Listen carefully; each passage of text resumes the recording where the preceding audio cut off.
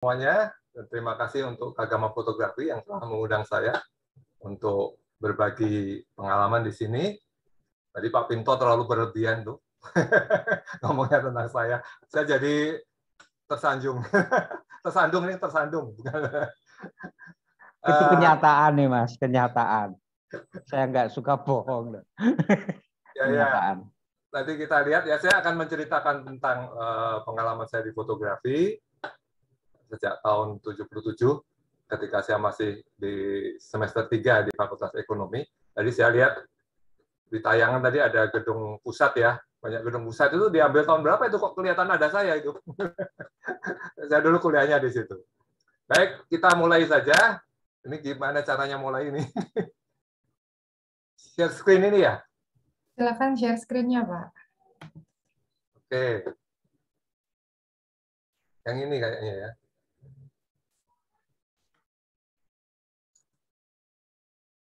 Ya, kita Sudah mulai terlihat. ya. Oh, nggak bisa pindah ya? Boleh diklik di slide-nya dulu, baru di next mungkin. Ya.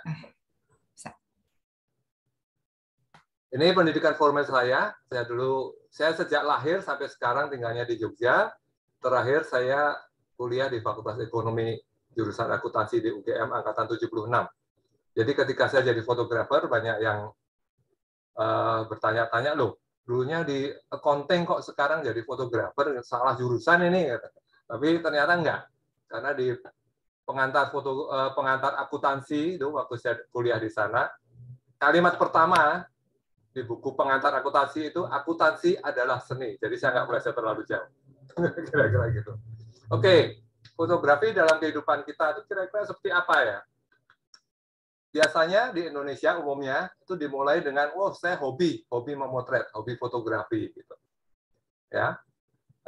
Tapi kalau kita meneruskan dari hobi itu, sebetulnya ada profesi yang berhubungan erat dengan fotografi, itu antara lain menjadi seniman foto. Nah, seniman foto ini profesi fotografer yang paling bebas. Kita mau motret apa saja terserah kita sendiri, nggak disukai orang ya nggak apa-apa gitu kan. Dijual laku syukur, nggak laku ya udah gitu kan. Jadi yang jelas kita bisa suka-suka sesuka hati kita sendiri, tapi ya harus siap kalau nggak laku ya miskin gitu aja lah. Nah, yang paling banyak dikenal kalau kita menenteng kamera itu biasanya orang-orang terus nyebut, apalagi orang zaman dulu ya, wah ada wartawan foto gitu. Nah, kalau ingin terkenal itu sebetulnya jadilah wartawan foto. Karena setiap kali foto kita dimuat di majalah atau di koran, nama kita selalu ditulis. Jadi yang paling cepat terkenal itu jadi wartawan foto sebetulnya. Kemudian bisa juga jadi fotografer profesional. Fotografer profesional itu bisa bergerak di bidang pemotretan komersial untuk kepentingan komersial, untuk iklan dan sebagainya. Juga bisa untuk fotografer yang mendokumentasikan sesuatu, ini yang nggak ada matinya sebetulnya, jadi manusia itu selalu difoto sejak lahir sampai meninggal. Jadi kalau kita jadi fotografer dokumenter seperti itu, ladang kita nggak akan pernah habis. Gitu. Kita akan selalu dicari orang. Kemudian di era digital ini ada juga kita belajar memotret, kemudian akhirnya menjadi digital artist. Sekarang banyak sekali diperlukan digital artist ini karena hampir semua foto, terutama untuk kepentingan komersial, itu membutuhkan sentuhan artistik dari para digital artist ini untuk menjadi suatu tayangan yang bisa lebih menarik gitu. Kemudian ada juga yang lebih menjanjikan keuntungan besar itu sebetulnya di industri fotografi. Studio foto. Ya, studio foto itu juga selalu laku. Toko peralatan fotografi, bisa juga fotografer itu konsentrasi untuk menerbitkan buku-buku fotografi dari karyanya. Bisa juga mencetak kartu pos dan sebagainya. Gitu. Kemudian profesi lainnya adalah menjadi pengajar fotografi gitu. Dan pengajar fotografi sekarang sudah ada ya perguruan tingginya. Zaman saya dulu belum ada. Jadi kalau mau belajar fotografi secara formal itu sulit sekali. Jadi kita harus belajar sendiri, secara otodidak gitu. Nah, kita lihat satu persatu nanti apa ini seperti apa. Nah, Anda sendiri dan saya sebetulnya berada di mana? Biasanya kalau ditanya Anda, apa ini dengan fotografi? Biasanya hobi gitu aja kan. Tapi kalau di Indonesia biasanya hobi meningkat menjadi profesi gitu. Dan itu menarik ya. Saya akan menceritakan perjalanan saya di fotografi. Mudah-mudahan ini bermanfaat. Kalau enggak ya dilupakan aja nanti. Saya belajar fotografi secara otodidak. Diawali ketika SMP, saya di Panggudi Luhur itu, mulai suka dengan menggambar, kegiatan menggambar. Terutama menggambar komik, karena saya hobi ngumpulin komik. Kemudian beberapa teman di SMP itu juga suka melukis, menggambar komik juga. Jadi akhirnya, ya, saya suka menggambar gitu. Akhirnya bikin komik dan nggak pernah berhasil. Jadi, ya apalagi ya, koleksi komik aja gitu sampai sekarang gitu. Oke, kemudian ketika SMA di SMA De Brito, ya sama seperti remaja yang lain, saya mulai menyukai musik, dan waktu itu pengaruh majalah Aktuil itu luar biasa sekali.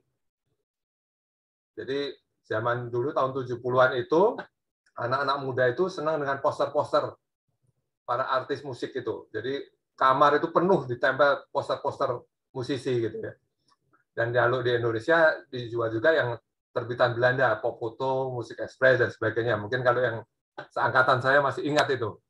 Jadi waktu SMA saya mulai melukis para musisi itu. Besar-besar ukurannya. Jadi itu saya tempel juga di kamar saya penuh dengan dari poster dari Pop Foto, dari Aktuil, Musik Express maupun lukisan saya.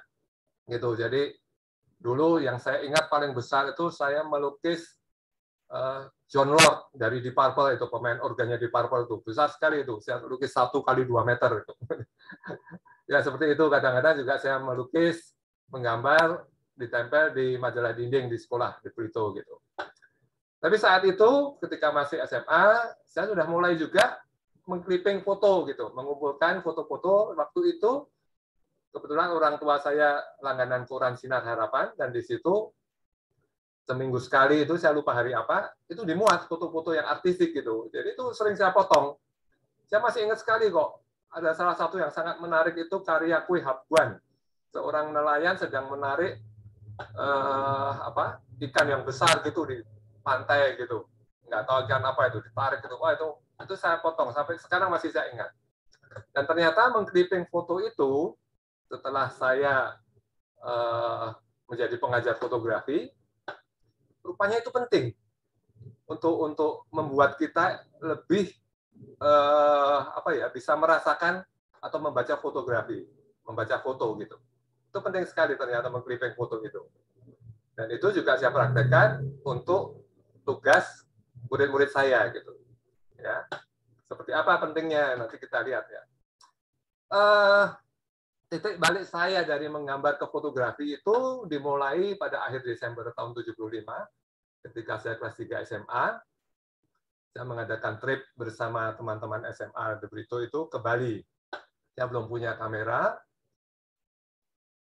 Sepupu saya yang tinggal di sebelah rumah saya, yang memiliki kamera Olympus Trip 35 ini. Olympus Trip ini kamera yang serba otomatis. Nah, saya pinjam dari dia. Kemudian karena fotografi itu mahal, jadi filmnya 1 roll itu aja saya patungan dengan teman-teman saya untuk beli gitu. Jadi 3 orang atau 4 orang saya lupa ya, itu kita patungan beli film. Kemudian kita bagi itu, 1 orang nanti dapat jatah memotret 9 kali gitu. Jadi gantian gitu. Nah, rupa-rupanya potretan saya waktu di Bali itu hasilnya itu menarik teman-teman saya gitu loh. Sampai akhirnya mereka itu ikut mencetak gitu. Karena waktu itu saya separuh dari jatah saya yang 9 jepretan itu saya potretkan pemandangan. Ada tanah laut waktu sore, ada perahu layar di pantai Kusambel, dan lain-lain gitu, teman-teman saya ikut cetak. Padahal waktu itu cetak itu mahal untuk ukuran anak SMA gitu. Ya, dan waktu itu cetak kan harus dikirim ke Jakarta dulu, berapa hari baru selesai gitu. Nah, seperti itu. Jadi saya mulai merasa, waduh, kayaknya nih bakat saya lebih ke memotret daripada ke menggambar gitu. Jadi akhirnya, waduh, saya punya cita-cita mau jadi fotografer lah kalau gitu. Oke. Nah, tahun 76, saya mendapat kado dari kakak dan adik saya karena mereka tahu saya punya minat serius di fotografi. Jadi tahun 76 itu ketika saya ulang tahun, saya mendapat kado. Kakak dan adik saya itu patungan beli kado untuk saya. Wah, senang sekali saya dapat kado. Kadonya apa ini kira-kira Pak Pinto ini? Bukan kamera, Pak. Mereka juga nggak punya duit kamera. Kadonya itu buku. Buku penuntun fotografi karangan Profesor Dr. R.M. Sularko. Itu tanggal 11 November 1976. 3 orang kakak dan adik saya itu patungan, urunan, beli buku penuntun fotografi. Jadi saya belajar memotret itu dengan mempelajari buku ini tanpa memiliki kamera. Jadi saya hanya membayangkan memotret itu bagaimana gitu. Karena belum mampu beli kamera. Tahun itu tuh, waduh, hobi fotografi itu mewah gitu. Akhirnya saya bekerja di rumah, terima setruman aki. Jadi zaman dulu itu aki, aki motor itu disetrumkan, juga aki mobil itu kepunyaan orang tua saya alatnya. Sama orang tua saya, udah kamu anulah ini pakai. Akhirnya itu saya pakai hampir setahun gitu, saya mampu mengumpulkan uang untuk beli kamera. Jadi ini bukunya sampai sekarang masih saya simpan, sudah sampai lecek seperti itu. Juga buku mengenai komposisi saya juga ini dapat dari teman saya. Waktu itu saya diberi teman saya yang sudah bisa motret dan sudah baca lebih duluan. Hanya dia senang karena ada teman yang juga bisa senang motret, saya dikasih buku ini. Saya belajar semua dari ini. Oke, jadi saya belajar dari buku penuntun fotografi karangan Profesor Dr. R.M. Sularko yang waktu itu jadi idola saya dan saya beruntung sekali akhirnya saya bisa ketemu beliau. Selain itu, saya juga belajar dari majalah Foto Indonesia, satu-satunya majalah fotografi yang ada saat itu. Jadi sebulan sekali terbit, waduh, terus sudah saya tunggu-tunggu itu. Saya pasti pergi ke Jalan Senopati itu ke kios buku itu untuk cari buku ini. Dan itu selalu saya baca sehari habis gitu karena saking antusiasnya. Kemudian kadang-kadang kalau punya uang sisa, ya saya beli majalah populer fotografi atau amatir fotografi. Tapi amatir fotografi ini isinya terlalu banyak iklan. Kalau yang lebih banyak tulisan majalah populer ini.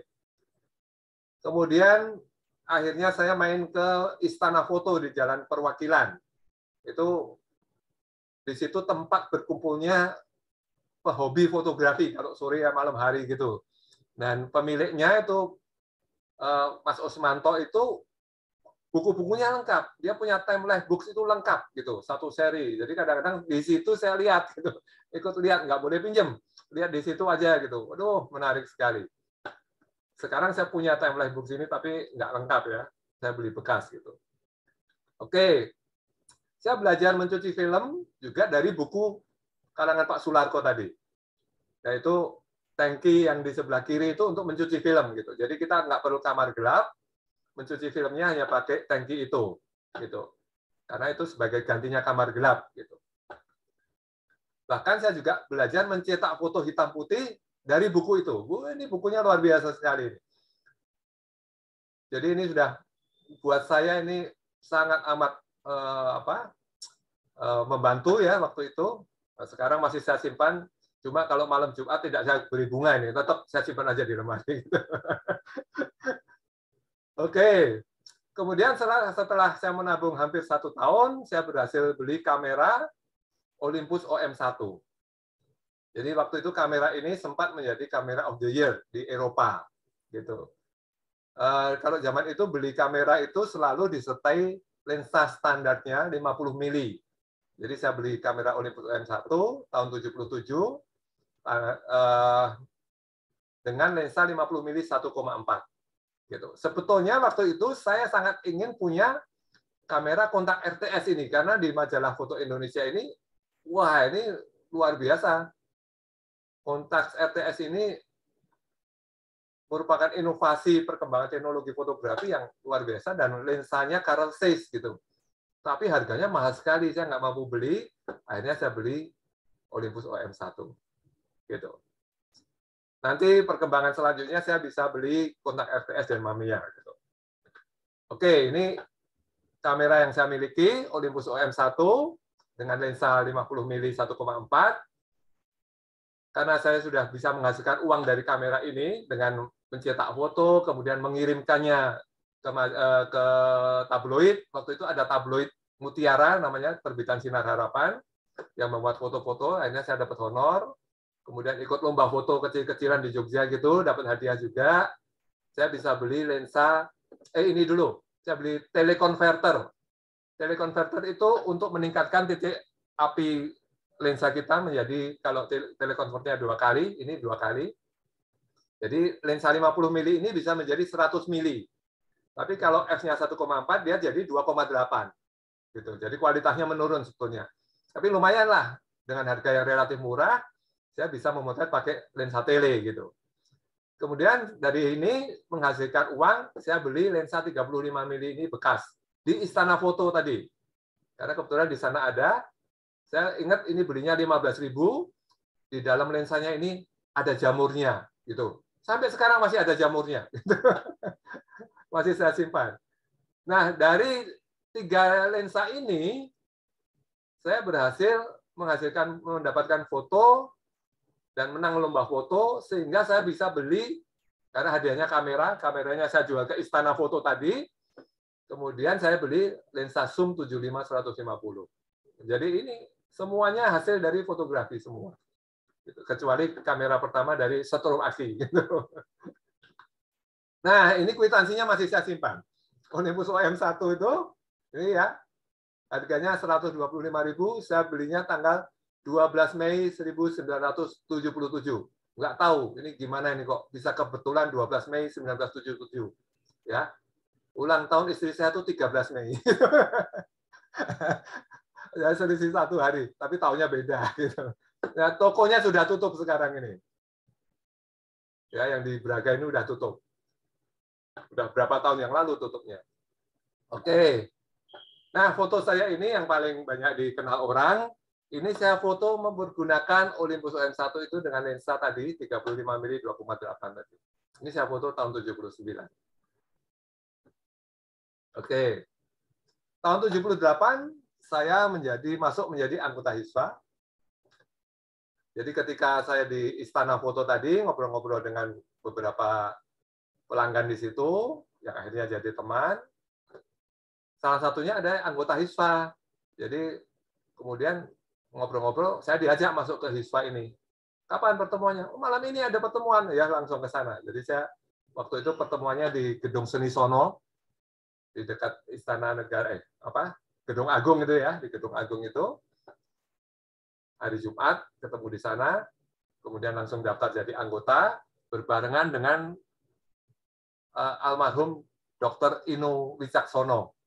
Gitu. Yang kemudian kita berdua, karena beberapa bulan kemudian ada pergantian pengurus, kami berdua menjadi sekretaris di HISPA itu. Gitu. Dan di situ saya sangat aktif, karena memang saya senang sekali fotografi, akhirnya saya berhasil menerbitkan buletin. Gitu. Ya, jadi di sini saya beruntung sekali, karena terus mengenal dunia percetakan, penerbitan. Gitu.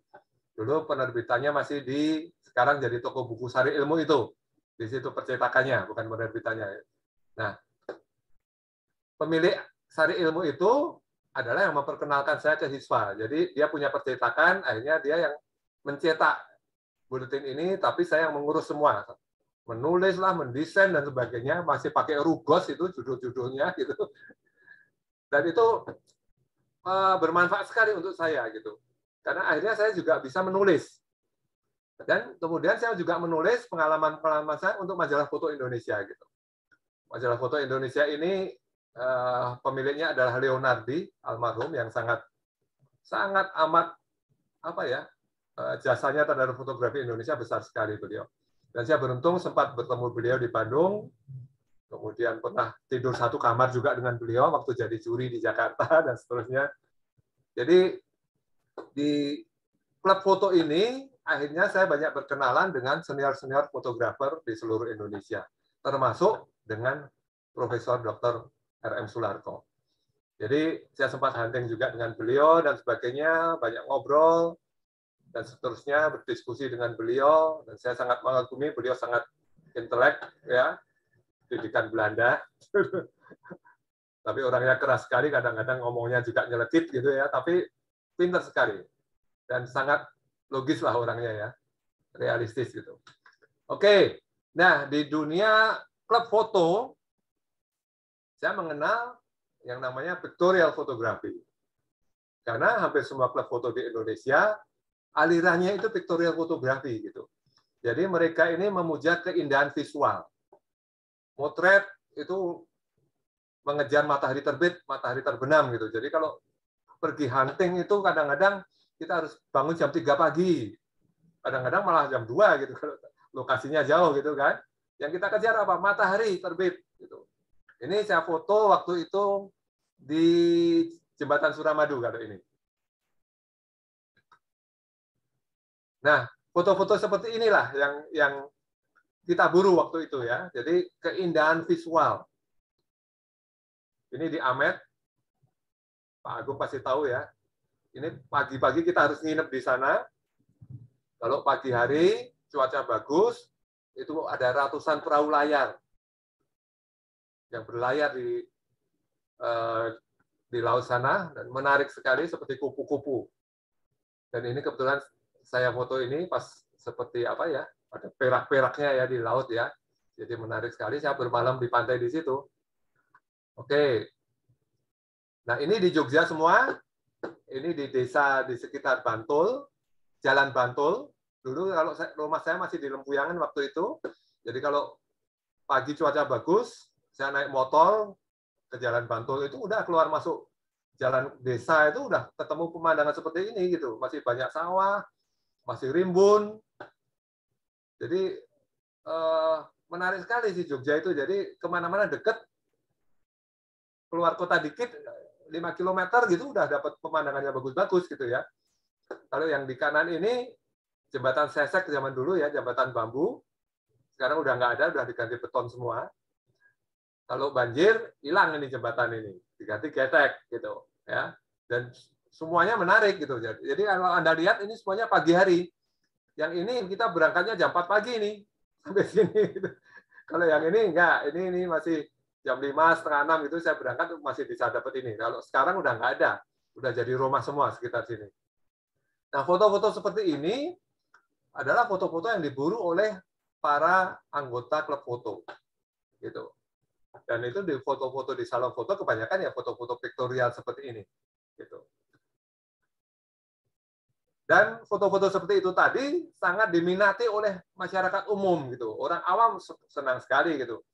Jadi apa yang indah dilihat mata itu memang menjadi apa ya, pujaan banyak orang gitu, seperti lagu pop kan lebih peminatnya lebih banyak gitu kan. Tapi itu juga untuk saya menguntungkan karena apa? Karena ketika saya dapat assignment untuk kalender Semen Gresik misalnya gitu ya, foto-foto yang cantik itu mereka pilih gitu loh, karena kan mereka orang awam juga kan, para direksinya kan juga orang awam kan, taunya ya keindahan gitu. Nah ini saya foto di sekitar Malang untuk kalender Semen Gresik, saya lupa tahun berapa. Ini sebetulnya awalnya nggak ada ini cahaya-cahaya dari atas ini, ya ini orang ini, bapak ini pemahat patung kuda ini untuk apa namanya komedi putar, gitu. Sekarang udah diganti dari kado semua ya, apa namanya itu resin fiber semua kan. Tapi waktu itu dia masih bikin kayu-kayu seperti ini, patung kayu seperti ini. Nah, karena rumahnya itu nggak terlalu tinggi, gentengnya beberapa saya lepas, gitu loh. Gentengnya saya lepas, kemudian saya bakar-bakar kain atau apa kayu-kayu di sini saya bakar sehingga keluar asapnya, sehingga bisa muncul ini cahaya-cahaya ini seperti ini. Oke. sekitar tahun 81-an ya, kalau nggak salah 81 seingat saya menang lomba foto sebagai juara 1 dengan hadiah terbesar. Waktu itu Fuji Film Indonesia, Modern Photo, mengadakan lomba foto dengan hadiah pertama 500.000. Itu besar sekali untuk saat itu. Hadiah terbesar saat itu ya. Dan saya menang juara 1, dapat 500.000, plus saya dapat hadiah hiburan juga. Akhirnya saya bisa beli kamera idaman saya kontak RTS. Dengan 3 lensa sekaligus, 50 mili, 28 mili, dan 135 mili. Tapi ini kondisinya bekas. Tapi tentu saja waktu itu kondisinya tidak seperti ini, karena ini udah saya pakai lama sekali kan. Jadi saya beli bekas di Istana Foto itu langsung dapat 3 lensa plus 1 body 600.000. Gitu. Nah, akhirnya saya pakai kamera ini, dan yang paling sering saya gunakan adalah lensa wide angle 28 mili dan lensa tele 135 mili. Jadi kalau saya hunting, saya bawa 1 kamera plus 2 lensa ini. Gitu. Antara lain hasilnya ini di Parangtritis, ini pakai lensa 28 mili. Ini beberapa kali menang di lomba foto luar negeri ya, foto yang ini. Juga beberapa kali disewa orang, disewa perusahaan untuk kalender. Oke, ini tulisannya apa sih ini? Katanya nggak kelihatan ketutupan. Autofokus kamera. Oh, autofokus kamera. Oh iya, ini ada ketutupan. Ya, jadi teknologi berkembang terus. Akhirnya kamera itu muncul dengan teknologi autofokus. Nah, tentu saja saya juga harus beli karena waktu itu dengan autofokus bisa lebih cepat kita memotret gitu. Tetapi kamera konteks itu mengeluarkan juga kamera autofokus, tapi harganya luar biasa mahal. Akhirnya saya nggak mampu beli. Kenapa mahal kamera konteks autofokus? Karena dia mengembangkan teknologi yang berbeda gitu. Jadi kalau kamera-kamera lain itu autofokusnya geraknya di lensanya yang maju mundur, kamera konteks itu di filmnya yang maju mundur. Jadi lensanya tetap kita bisa pakai lensa yang fix, bukan autofokus, tetapi bodinya yang harus ganti autofokus, dan itu mahalnya minta ampun. Dan saya nggak mampu beli, akhirnya saya beli kamera Nikon autofokus. Jadi saya ganti sistem ke Nikon gitu. Nah, antara lain yang saya miliki waktu itu Nikon F90X gitu ya. Kalau yang ini adalah kamera digital Nikon yang pertama yang saya miliki, Nikon AF D100. Akhirnya saya punya D100, D200, D300.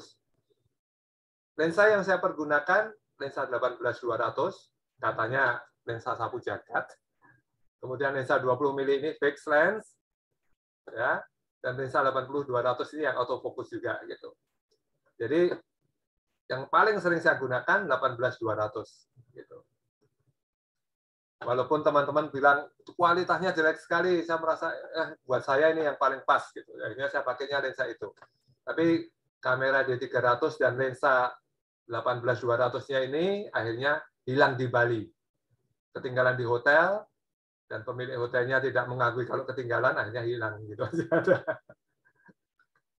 Oke, ya karena saya cukup aktif di dunia salon foto, akhirnya saya justru menyelenggarakan salon foto internasional di Indonesia. Saya mendirikan klub foto sendiri, hanya 3 orang, namanya Indonesia Slide Club. Ini simbolnya ini apa? Borobudur dari atas ya, tampak dari atas gitu. Kemudian tahun 89 pertama kali saya mengadakan Indonesia International Color Set Exhibition. Jadi ini salon foto. Jadi salon foto itu sebetulnya adalah pameran foto gitu. Sebetulnya ya. Intinya itu sebenarnya pameran foto, tapi udah salah kaprah menjadi lomba foto gitu. Tapi sebetulnya tujuan utamanya itu pameran foto. Makanya saya juga sebut ini exhibition gitu. Saya sempat mengadakan sampai 3 kali. Kenapa berhenti? Karena nggak ada sponsor yang mau gitu. Setelah 3 kali ya udah berhenti gitu. Soalnya kalau ini internasional mahal sekali. Karena setiap foto yang masuk harus kita kembalikan lagi ke pemiliknya. Jadi ongkos kirimnya mahal sekali. Jadi saya nggak mampu mengadakan lagi. Berhenti sampai tahun 89 untuk yang ketiga kalinya. Gitu. Oke. Terus ya hobi memotret itu perlu biaya banyak gitu kan. Jadi penghasilan saya dari mana? Karena saya nggak mau minta orang tua kan. Jadi akhirnya saya ikut kegiatan fotografi itu dengan aktif, ikut lomba foto, saya dapat hasil dari lomba foto kalau menang gitu kan. Ya untungnya saya sering menang waktu itu. Jadi tahun 80-an itu saya sering menang. Bahkan tahun 82 itu ada 14 lomba foto yang saya ikuti dan 14-nya saya menang semua. Ada yang juara 1, ada yang juara 2, ada yang juara 3 gitu ya. Tapi semuanya saya menang. Dan waktu itu lomba foto belum begitu banyak. 14 itu mungkin selama setahun itu udah banyak ya. Terus sekarang kan banyak sekali. Dan pesertanya mungkin juga tidak sebanyak sekarang. Karena sekarang hobi memotret itu kayaknya udah paling banyak ya. Semua orang punya kamera, minimum di HP-nya kan. Kemudian saya juga dapat honor dari kalau saya menulis atau mengirim foto. Kemudian saya juga membuat kartu ucapan. Kartu ucapan dulu saya bikin itu hanya cetakan foto ukuran 3R yang saya kasih tulisan gitu. Tulisannya dari orto, film orto namanya, film untuk percetakan itu. Jadi ya, tadi saya bilang, saya beruntung sekali mengenal dunia cetak-mencetak, offset. Akhirnya saya bisa mencetak foto, diberi tulisan gitu, dengan film orto, film untuk percetakan itu sebetulnya. Jadi saya buat kartu ucapan itu hanya berupa lembaran foto yang saya cetak 3R itu, tapi ada ucapannya selamat Idul Fitri atau selamat Hari Natal gitu, dan ternyata laku. Hanya foto plus saya bikinin amplopnya itu laku ternyata. Karena laku banyak, saya titipkan di Siswa Muda waktu itu, kalau ingat Siswa Muda itu dulu di Jalan Solo itu pusat penjualan kartu ucapan. Jadi karena saya kenal pemiliknya, saya titip di situ, ternyata laku gitu loh. Jadi tahun berikutnya saya bikin cetakan hanya kertas karton putih berupa lipatan, dalamnya ada tulisan ucapan Natal atau Idul Fitri, fotonya saya tempel. Dan itu lakunya lebih banyak lagi, sampai ribuan lembar. Jadi lumayan saya bisa dapat hasil dari foto saya, mendapatkan income lumayan banyak. Ya. Kemudian ketika ke Bali, saya lihat ada postcard bikinan Bali ini. Wah, bagus-bagus ternyata. Dari foto-foto teman saya yang bikin itu, namanya Kus. Sekarang udah meninggal ya. Namanya Kus, tinggal di Bali, dia bikin dari foto-fotonya itu postcard. Cetakannya bagus. Fotonya juga bagus. Hanya saya ikut-ikutan, sejak tahun 85, saya bikin postcard juga gitu. Prambanan dan Borobudur yang saya bikin pertama kali, 9 gambar. Jadi sekali cetak offset itu 9 postcard. Jadi potretan saya bikin itu, dan ternyata cukup laku gitu. Akhirnya saya kembangkan terus, sampai sekarang saya masih menjual postcard. Jadi penghasilan saya terbanyak dari fotografi itu dari jual postcard ini sebetulnya. Gitu. Nah ini postcard saya. Dan yang paling banyak terjual, bestsellernya tetap tukang becak nonton sepak bola ini. Yang saya foto tahun 79 itu. Dan ini tukang becaknya sampai sekarang masih nangkring ya. Di foto. Ini yang laku paling banyak. Ini nggak tahu dah cetak berapa ratus ribu lembar. Saya nggak tahu sampai sekarang ya. Dulu masa-masa kejayaan sebelum ada internet, kartu pos itu lakunya luar biasa. Padahal saya hanya jual di Jogja saja. Jadi sekali cetak itu 8 foto, akhirnya saya cetak di Jakarta supaya kualitasnya bagus. Mesin dia nyetaknya sekali cetak 8 foto, 8 gambar yang berbeda. Sekali cetak itu 10.000 saya waktu itu. Jadi sekali cetak 80.000 lembar. Dan saya punya sekitar 60 jenis gambar. Gitu. Dalam setahun, kalau postcard yang laku itu bisa cetak ulang beberapa kali. Jadi bayangin itu. Sekali cetak 80.000, karena 8 gambar, saya bisa cetak beberapa kali dalam setahun. Jadi luar biasa. Waktu itu jualnya masih murah sih, masih 500 perak kalau nggak salah ya, saya lupa ya. Tahun 80-an itu, 85, sebelum tahun 90 lah pokoknya. Begitu, tapi dengan perkembangan internet makin lama penjualannya makin berkurang gitu. Jadi sekarang udah sulit. Tapi saya mengembangkan postcard saya ini, sekarang saya punya 3 jenis postcard. Selain foto-foto saya juga mendesain sendiri. Kemudian saya juga koleksi foto-foto lama, foto-foto kuno itu yang saya repro saya bikin cetakan postcardnya juga gitu. Seperti itu. Nah, karena saya cukup dikenal di kalangan fotografi, akhirnya majalah Tempo Biro Jogja mengundang saya untuk membantu mereka. Jadi sekitar tahun 89 saya gabung ke majalah Tempo, yang waktu itu kantornya ada di dekat kampus Gajah Mada di Jalan Kaliurang. Saya bekerja untuk majalah Tempo ini sampai tahun 1909 berapa ya? Tahun 90 awal lah. Sampai Tempo diberedar lah, saya lupa. Kalau nggak salah 93, 94 gitulah, itu diberedar gitu. Dan saya beruntung sekali karena waktu itu majalah Tempo adalah majalah yang paling top gitu ya. Jadi kita mendapat privilege gitu setiap kali ada acara-acara yang besar gitu. Saya karena fotografer majalah Tempo dengan tanda majalah Tempo ya, itu bisa masuk kemana-mana gitu. Bahkan yang saya ingat betul, ketika Paus datang ke Jogja, mengadakan misa di Adi Sucipto, saya berdiri paling depan, itu hanya 4 orang. Dikasih kotakan gitu ya, dikasih tempat khusus gitu. Hanya saya, kemudian fotografer dari Kompas, kemudian ada 2 fotografer dari luar negeri, yang satu yang saya ingat dari Jepang, Asahi Shimbun. Hanya 4 orang yang bisa paling dekat. Itu pun masih jauh. Yang lainnya jauh-jauh banget gitu. Tapi sayangnya, karena majalah Tempo itu majalah berita, jadi ketika saya motret, dan waktu itu masih pakai film kan, selesai motret langsung diminta. Langsung diminta, langsung dikirim ke Jakarta gitu, supaya nggak telat. Jadi saya nggak punya dokumentasinya gitu loh. Jadi saya ditungguin begitu cepet, habis 1 roll diminta gitu. Saya hanya punya sisa beberapa foto lah. Ya, jadi dokumentasi saya waktu kerja untuk majalah Tempo itu, waduh, di sana semua. Dan saya nggak tahu sekarang di sana masih disimpan atau enggak. Sayang sekali. Padahal waktu itu kebetulan banyak event yang luar biasa terjadi di Jogja, antara lain Sri Sultan Hamengkubuwono IX meninggal, wafat. Saya berliput juga. Sri Sultan Hamengkubuwono X Jumenengan, saya juga memotret. Kemudian Pangeran Charles, Lady Diana datang ke Jogja, saya juga memotret. Sri Paus juga datang memotret.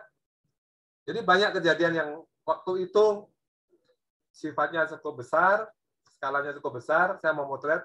Sayangnya foto-fotonya saya nggak punya. Salah satu yang masih saya simpan ini fotonya.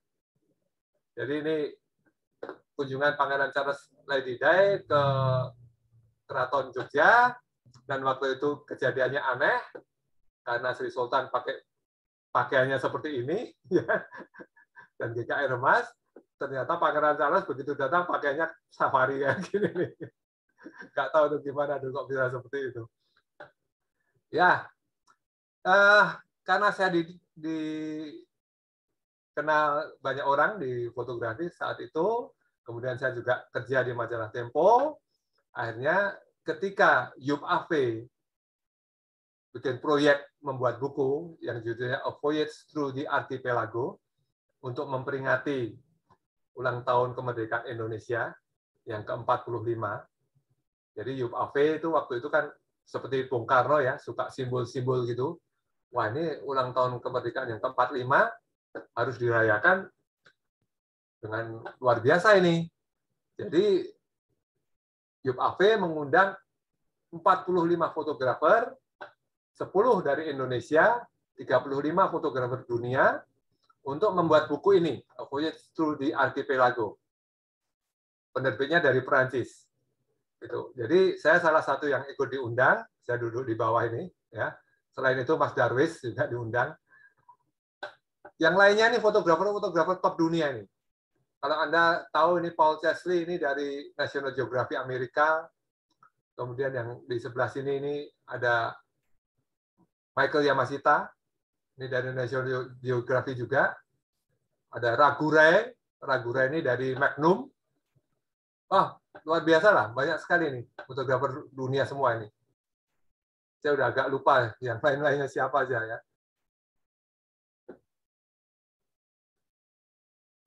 dari Indonesia selain saya ada Kartono Riyadi dari Kompas, kemudian Rio Helmi dari Bali, Tara Sosrowardoyo ini dari Jakarta,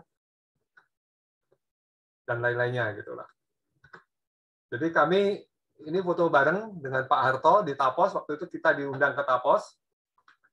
Kemudian ini kita perjamuan di Istana Bogor, foto bersama. Dan saya sempat waktu di Tapos, saya minta tanda tangan Pak Harto, gitu, tanggal 27 Agustus ini. Gitu.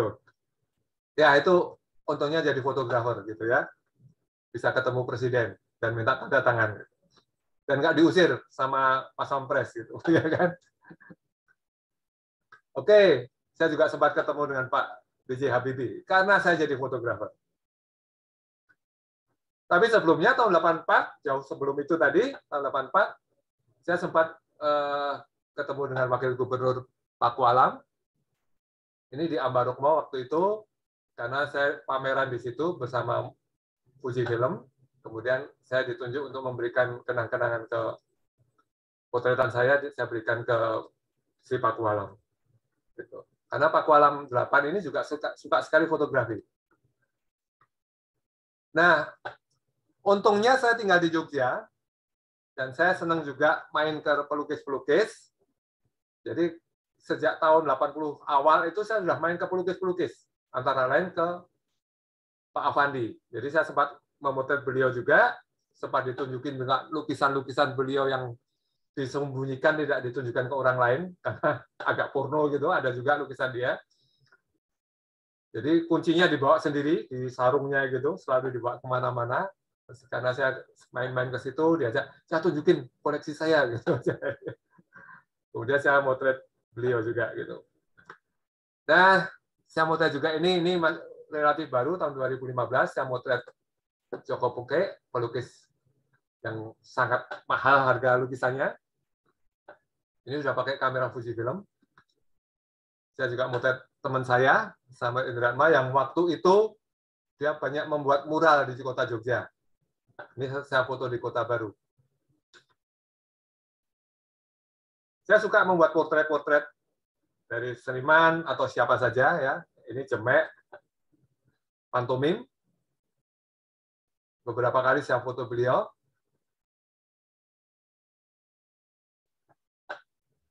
Nah, karena fotografi, saya bisa keliling Indonesia. Saya sempat ke Wamena, ke Nias, dan lain-lainnya. Hampir semua tempat di Indonesia pernah saya kunjungi, kecuali Maluku. Saya belum pernah ke sana. Dan rata-rata saya pergi ke sana itu tanpa biaya gitu loh. Jadi kadang-kadang malah dapat bayaran gitu. Ya, karena mengerjakan assignment untuk kalender gitu.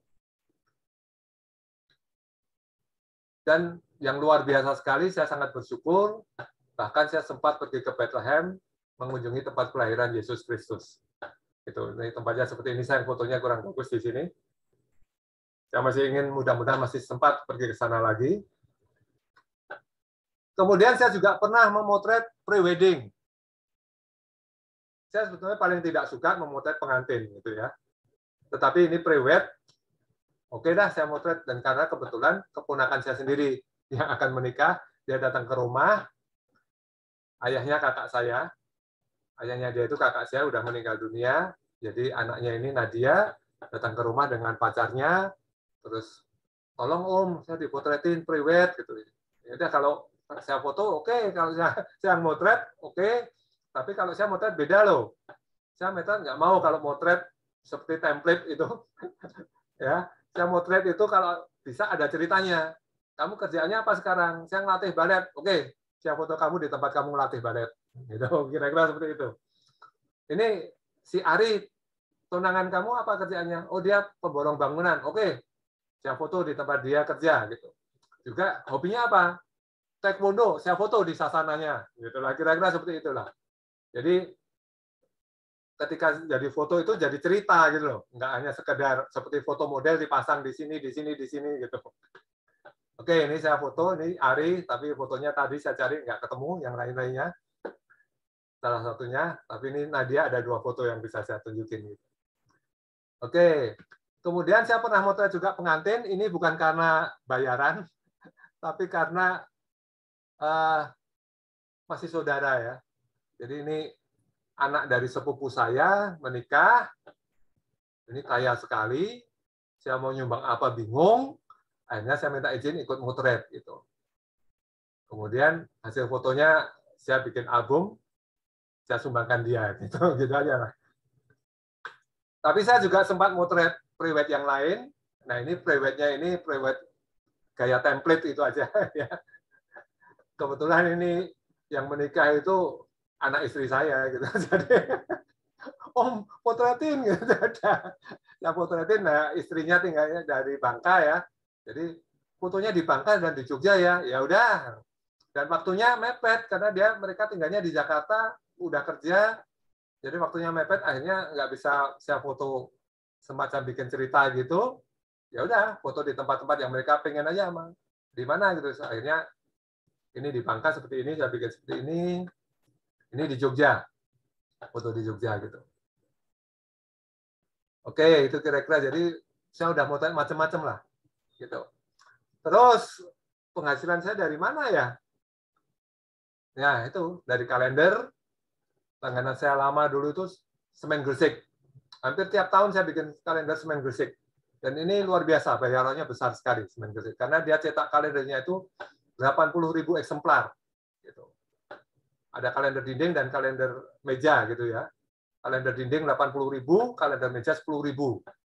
Dan nah itu untungnya saya kuliah di ekonomi gitu kan, saya juga bisa ngitung gitu.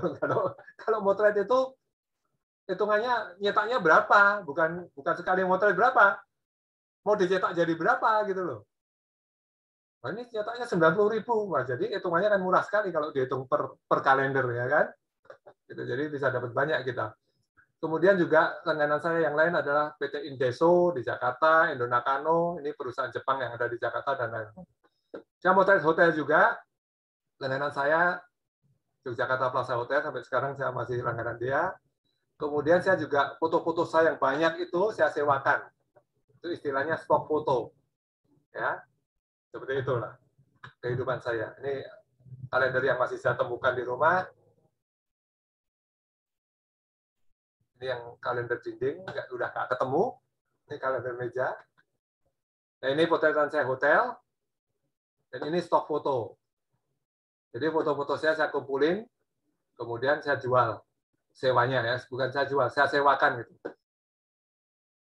Gitu. Ini salah satu grupnya Plaza Hotel di Surabaya. Waktu itu masih ada, sekarang kayaknya udah nggak ada ini yang di Surabaya. Udah dijual hotelnya. Ini potretan saya ini, semua. Saya motret Hotel Plaza Group ini seluruh Indonesia waktu itu. Oke. Kemudian kadang-kadang ditanya juga ini kalau ketemu orang itu, Anda profesinya apa sih? Saya selalu menyebutnya, ya saya fotografer, tapi saya juga mengajar fotografi gitu. Dan tahun 96 saya diminta oleh pemilik Advi ini, Mas Yos, untuk ikut mendirikan jurusan fotografi di Akademi Desain Visi Yogyakarta. Jadi dia ada 3 jurusan, desain grafis, interior, dan fotografi. Jadi saya disuruh pegang yang jurusan fotografi. Akhirnya saya bikin silabusnya, karena waktu itu di Indonesia belum ada sekolah foto, jadi kurikulumnya susah sekali. Akhirnya saya dibantu teman saya namanya Iswanto, yang dia ini sekolah fotografi di Brook Institute Fotografi di Amerika. Akhirnya saya undang ke Jogja, kemudian yuk kita bikin kurikulumnya untuk ASFI, jurusan fotografi gitu. D3 fotografi waktu itu. Dan jurusannya adalah fotografi komersial. Jadi foto-foto untuk kepentingan komersial, untuk iklan. Dan saya mengajar di ASFI ini selama 16-17 tahun. Kemudian diminta juga mengajar di ISI, saya 3 tahun mengajar di ISI. Karena ketika itu, dengan Pak Joni Hindata, kita mendirikan Nikon School Indonesia. Dan saya membuat program pengajarannya di sini. Karena ngajar di Nikon ini saya harus pergi ke, selain di Jogja, di Jakarta, di Batam, di Makassar.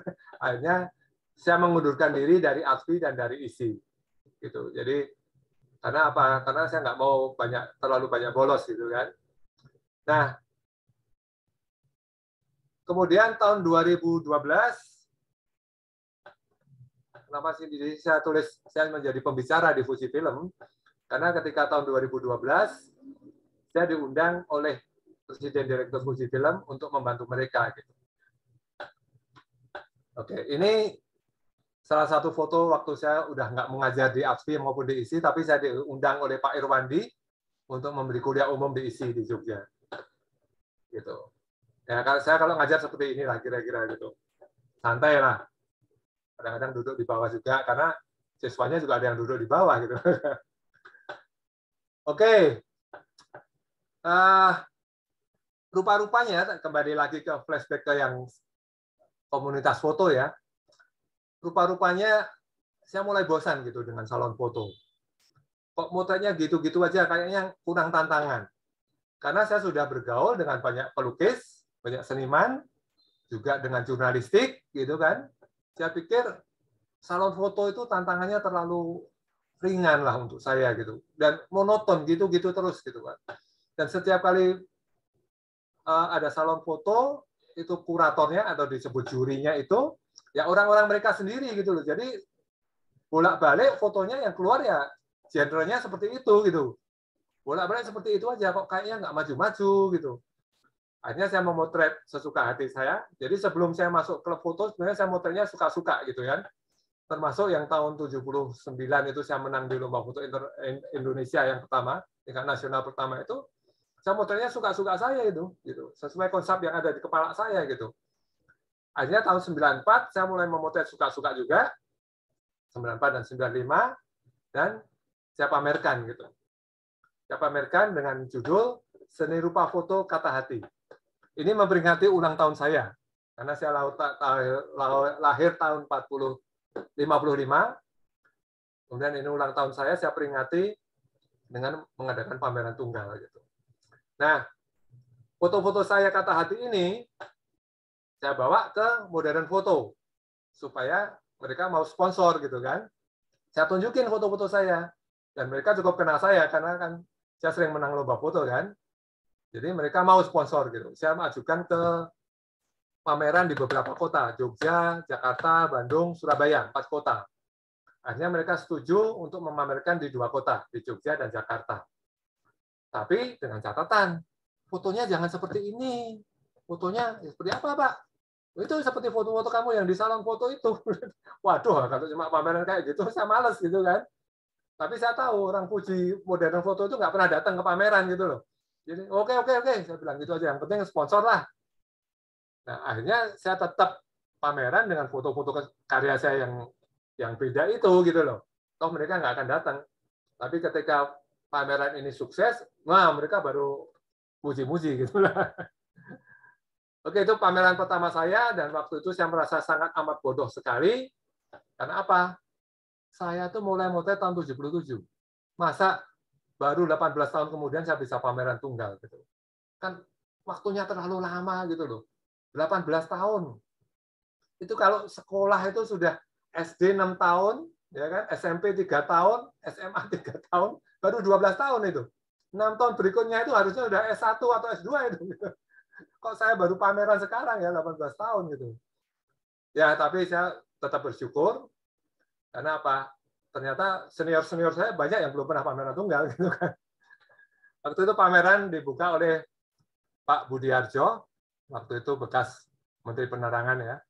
Pak Budiarjo, saya cukup kenal cukup baik karena beliau menjadi Ketua Federasi Fotografi seluruh Indonesia. Kemudian saya selanjutnya memperingati ulang tahun saya berikutnya, saya bikin pameran Waton Urip. Ya, ini becak-becak isinya. Saya juga pernah diberi satu ruang untuk di Biennale Seni Rupa Jogja tahun 2009. Kemudian saya juga pernah pameran yang lain-lainnya. Ini nanti kita lihat aja. Ini pameran tahun 95. Foto-fotonya seperti ini kira-kira. Ya, waktu itu di Indonesia belum pernah ada yang motret seperti ini. Jadi foto-foto saya cetak besar-besar, cukup mengagetkan juga. Dan akhirnya saya hitung itu ada berapa belas koran ya yang memuat foto saya ini, satu halaman gitu, termasuk Kompas ya. Itu. Ini foto-fotonya seperti ini kira-kira. Jadi memang sengaja saya kasih judul Seni Rupa Foto Kata Hati. Gitu. Kenapa? Karena kalau hanya pameran foto karya Agus Leonardus gitu, mungkin orang udah dalam benaknya mikir, wah ini foto-fotonya foto-foto salon itu gitu loh. Jadi mungkin kalau udah sering nonton nggak mau nonton gitu kan. Makanya saya kasih seni rupa gitu. Supaya orang bertanya-tanya juga, ini kayak apa ya kalau foto seni rupa gitu kan. Ini di Jakarta saya pamerkan di Galeri Cipta di TIM, Taman Ismail Marzuki, dan saya senang sekali pameran di sana karena ada IKJ. Jadi setiap siang itu mahasiswa itu banyak yang datang dan ngajak diskusi gitu loh. Kemudian juga banyak seniman-seniman yang datang melihat gitu. Orang-orang klub foto itu jarang yang lihat. Karena orang klub foto itu saya nggak tahu ya, kayaknya seperti orang peminat apa ya, nyanyi karaoke gitulah kalau menurut saya ya. Mereka tuh memotret itu saya nggak tahu ya, tujuannya kayaknya hanya untuk supaya melepas stres, bukan untuk menghasilkan karya seni gitu. Jadi kalau udah motret seneng gitu lah, udah stres hilang. Sama seperti penyanyi karaoke kan, teriak-teriak nggak peduli falas, yang penting nggak stres gitu. Mungkin gitu analoginya gitu. Oke, ini potretan saya, dan selama pameran akhirnya ada 7 foto yang terjual, lumayan. Ini foto-fotonya seperti ini. Ada 52 foto yang saya pamerin. Kemudian untuk tahun 2005, karena saya ingin memperingati ulang tahun saya yang ke-50, saya bingung mencari ide apa ini yang mau saya pamerkan gitu kan. Akhirnya saya ingat, oh, becak itu punya peranan yang sangat penting dalam hidup saya. Ketika saya bikin postcard, foto tukang becak itu foto yang paling banyak terjual. Foto tukang becak nonton sepak bola itu. Kemudian waktu saya SD, saya tuh diantar jemput oleh tukang becak. Jadi orang tua saya itu nggak ngantar saya ke sekolah, tetapi langganan becak gitu. Terutama berangkatnya ya, saya diantar oleh Pak Kliwon namanya. Nah, kemudian, wah udah ini kayaknya bagus ini, tema tukang becak aja nih, yang saya tampilin gitu kan. Akhirnya saya hunting foto becak itu, gitu. Dan becak itu ternyata kan menarik sekali selebornya. Nah, saya ketemu ada tulisan di selebor itu namanya Waton Urip, tulisannya Waton Urip. Jadi akhirnya itu yang saya jadikan judul pameran saya setelah saya diskusi dengan Romo Sindunata dan Ong Hari Wahyu, desainer top dari Jogja gitu. Oke, akhirnya ketika motret-motret selesai semua, akhirnya berkembang kan, buku itu kemudian saya bukukan juga, antara lain isinya saya wawancara dan memotret Bu Ponirah ini, wanita pengayuh becak. Itu. Ya menarik sekali jadinya. Jadi isinya sangat bercerita mengenai becak itu. Kemudian saya cari Pak Kliwon, ketemu, masih di Lempuyangan, masih setia dengan profesinya, menjadi penarik becak, usianya waktu itu udah 60 tahun. Saya ketemu beliau dan teman-temannya di sekitar Pasar Lempuyangan. Saya undang sebagai tamu VIP saya 50 tukang becak ketika pameran ya. Kemudian yang meresmikan pameran Pak Kliwon. Gitu. Ini pamerannya, yang ini di Malang, tapi fotonya sama. Jadi ini foto yang nonton sepak bola ini saya cetak ukuran 2x3 meter. Kemudian dipamerkan yang ini di Bentara Budaya. Nah ini ketika pembukaan tamu VIP saya bisa Anda lihat ini para tukang becak ya kan datang tanpa pakai sandal gitu kan dan macam-macam gini dan luar biasa. Saya sangat amat gembira waktu itu karena apa? Karena saya melihat spontanitas dari para tukang becak ini. Mereka kan sama sekali nggak pernah masuk ke ruang pameran ya. Ketika mereka masuk ruang pameran dengan pakaian seadanya gitu, dan secara spontan, mereka tuh berkomentar komentarnya apa? Karena yang saya foto tuh teman-teman mereka, ya kan? Loh, ini lah Sio toh, ini Paimen toh, ini siapa? Wah, luar biasa sekali. Baru terjadi itu dalam sebuah pameran, kayak gitu ya, tukang becak nonton pameran seni rupa gitu kan. Dan ini foto yang terbesar yang saya cetak waktu itu ukuran 3 x 9 meter. Gambarnya adalah selebor-selebor becak dari Jogja, Solo, dan Purwokerto. Kemudian di bawahnya ini memang saya desain seperti gambar umbul ya, dan di bawahnya ini ada terjemahan dari tulisan yang di selebor itu. Terjemahan bahasa Inggrisnya gitu. Saya tulis bahasa Inggrisnya maksud saya. Nah, seperti ini kira-kira. Nah, ini tukang becak itu sering sekali dia itu tidurnya juga di becak itu gitu loh. Karena mereka ada yang tinggalnya di Klaten, rumahnya di Klaten. Jadi kalau di Jogja mereka cari duit, cari nafkah, seminggu sekali baru pulang. Mereka nggak punya rumah. Tidurnya di becaknya. Jadi kalau mau buang hajat kemana ya cari WC umum. Nah seperti ini saya nemu seperti ini. Akhirnya saya kasih judul jangan ditanya kemana aku pergi gitu kan. Itu judul lagu zaman dulu ini. Nah, ini kaosnya saya bawa sendiri, Superman. Jadi tukang becak saya suruh pakai kaos Superman, saya foto. Jadi menurut saya tukang becak ini seperti Superman itu kan. Buat saya. Tapi ternyata setelah saya motret banyak mereka, pekerjaan mereka yang paling banyak itu ternyata tidur. Gitu. Ini foto penutup di buku saya. Ya, tukang becak pulang. Suasananya sunyi, mungkin juga nggak dapat duit, tanpa penumpang gitu kan. Ini waktu pembukaan, ini Pak Kliwon. Yang di sebelah saya ini Pak Kliwon. Jadi saya ngundang 50 tukang becak, saya suruh datang, becaknya dimasukin juga ke Bentara Budaya untuk duduk. Sebagian duduknya di tikar. Ini tukang-tukang becak ini, dan mereka sebelumnya udah saya undang ke Bentara Budaya, 10 orang. Kita tanya-tanya, kita wawancara, kemudian saya tanya, kamu pengen hiburan apa? Campur sari, Pak. Ya, kemudian saya sewain campur sari. Gitu. Jadi waktu itu saya betul-betul memestakan tukang becak. Dan ini campur sarinya, ya mereka ikut menari-nari juga. Dan ini para penyanyinya. Anda lihat yang ini sekarang terkenal sekali.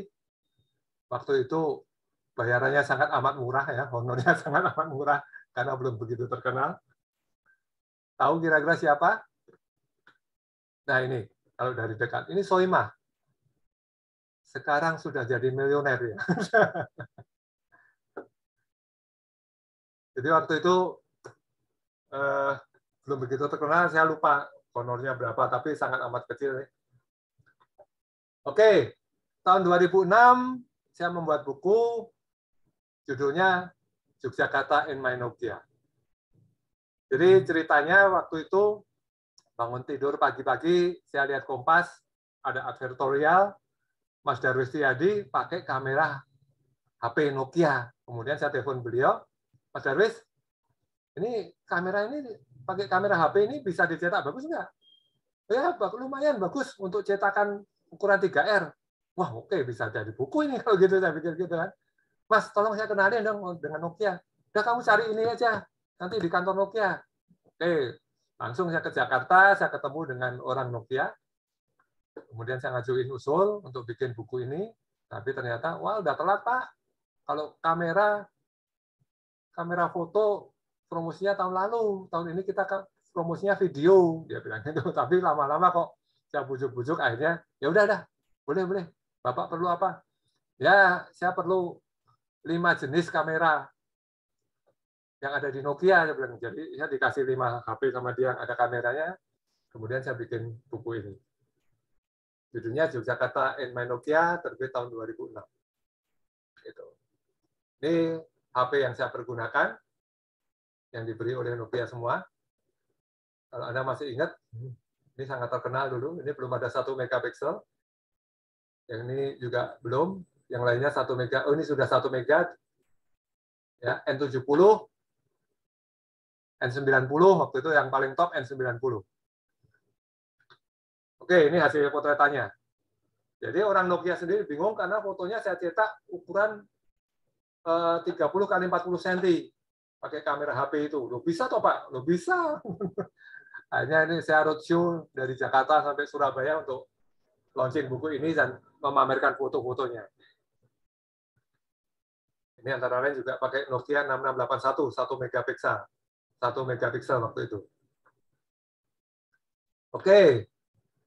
Nah, setelah saya bergaul dengan jurnalis, dengan para seniman, dan sebagainya, saya lebih cenderung memotret itu foto-foto yang bercerita. Bukan hanya sekedar keindahan visual.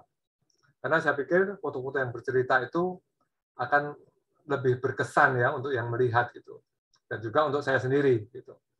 Jadi saya banyak motret adegan-adegan atau foto-foto yang bisa bercerita, kira-kira seperti itu. Karena apa? Terlebih lagi setelah saya mempelajari atau membuat kurikulum untuk pendidikan ya, fotografi itu sebetulnya bahasa visual. Dan bahasa visual itu adalah bahasa yang sifatnya universal gitu. Jadi kita bisa berkomunikasi dengan orang-orang di seluruh dunia itu dengan fotografi. Jadi akhirnya saya mencoba untuk selalu bercerita mempergunakan fotografi. Ini saya foto di Pangandaran. Waktu itu bareng-bareng dengan teman-teman Jakarta hunting di sana. Tiba-tiba saya ketemu ini. Jadi mengapa saya suka lensa 18-200 atau lensa-lensa sapu jagat itu? Karena saya suka adegan-adegan yang atau memotret secara snapshot, adegan-adegan yang tak terduga. Jadi adegan tak terduga itu bisa terjadi kapan saja gitu. Kalau kita pakainya lensa fix, kadang-kadang kita nggak sempat untuk ganti lensa gitu. Wah, ini harus pakai tele, padahal yang kita pasang lensa wide kan susah kan? Kita pasang adegannya udah lewat. Jadi akhirnya saya pakai lensa-lensa yang sapu jagat gitu. Walaupun mungkin secara kualitas kurang bagus atau kalah bagus dibanding kamera lensa fix, saya tetap mempertahankan lensa sapu jagat. Karena apa? Bagi saya momen dan cerita itu lebih penting daripada kualitas cetakannya, kualitas hasil gambarnya gitu. Cerita lebih penting daripada ketajaman gambar misalnya gitu ya. Kualitas gambar lah. Itu untuk saya. Tapi orang kan beda-beda ya. Tapi kalau untuk saya seperti itu. Nah ini saya foto waktu pandemi. Jadi waktu pandemi kan kita lebih banyak di rumah. Akhirnya saya banyak jalan-jalan di sekeliling rumah saja. Kalau jalan-jalan pagi, saya jalan-jalan lah. Pokoknya jalan-jalan untuk olahraga. Saya selalu nenteng kamera. Dan ini ketemu di Jalan Solo ini. Karena rumah saya kan di Demangan dekat Jalan Solo. Saya ketemu ini pas pandemi. Dan saya langsung ada ide di kepala saya, Kapten Amerika aja peduli prokes loh. Dia takut loh sama virus. Kira-kira seperti itu ceritanya.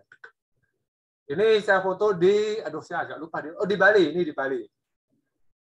Bukan, di Sumba. Di Sumba. Dan ini juga mendadak kan. Begitu lihat ada angsa, langsung timbul ide. Wah, numpang lewat om. Gitu.